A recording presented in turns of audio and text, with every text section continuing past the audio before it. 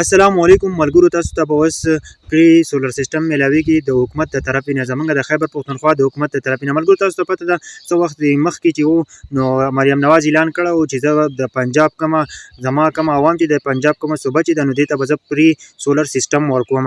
نو علي مین ګنډافور ویل چې زه به هم خپل عوام ته ورکوم، خپل خیبر پښتونخوا چې کومه صوبه ده نو دوی ته به زه هم پرې سولر سیسټم ورکوم. او دغه دپاره به اوس تاسو څنګه هغه ته میسج لیږئ او څنګه به تاسو ته پته لګي چې زه په دې کې اهل یم او که نه په دې پروګرام کې زه یم او که نه یم.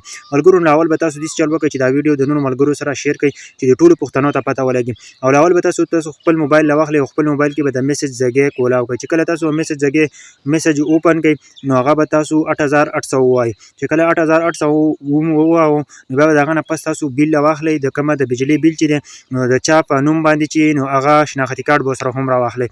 اول به تاسو چې په بیل کې وګورئ د کوم کس چې په شناختي کوم کس چې نوم په دې بیل کې لیکي نو د هغه سره به یخ ته ریفرنس نمبر هم لیکلی. ریفرنس نمبر به تاسو له اول ولېږئ په دقه 8800 باندې. چې کله تاسو دغه ولېږئ نو د هغه نه پس به تاسو ولګئ او بیا به تاسو شناختي کارت ولېږئ. چې په کومه شناختي کارت باندې په که چا نوم پکې نو هغه کس شناختي کارت به ورته هم ولېږئ په بیل کې د چا کومې کس نوم او د هغه نه پس چې دی نو تاسو ته بیا څنګه پته لګي چې دا پکې موږ اهل شو که نه شو. تاسو ته به میسج راځي چې آیا ته پکې اهل یې او که نه یې په دې پروګرام کې. او که ته پکې نه وې نو هم به تاسو ته میسج راځي. نو ضرور پکې اپلای وکړئ، په دې طریقه باندې تاسو رجسټریشن وکړئ او تاسو ته به پته ولګي چې تاسو پکې اهل یې. نو تاسو ته به سولر سیسټم میلاو شي او دا سولر سیسټم چې دی نو تاسو ته پکې هر څه میلاو شي. سولر پلیټ به ته پکې میلاویږي او بیا به ته هم میلاویږي.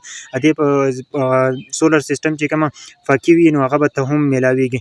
نو تاسو ته ټول ته خواست دی چې ضرور ورته اپلای وکړئ. انشاءالله که چېرته پکې ستاسو اهل وی او تاسو ته پکې دا راشي نو ته ډېر نن سبا که تاسو سوچ وکړئ نو ګرمي ده او بجلي دغه حالات دی نو ضرور پکې دا ویډیو د نورو ملګرو سره شیر کړئ او ښه غونتي کمنټ ضرور وکړئ او زما دا چینل ورسره ضرور سبسکرایب کړئ.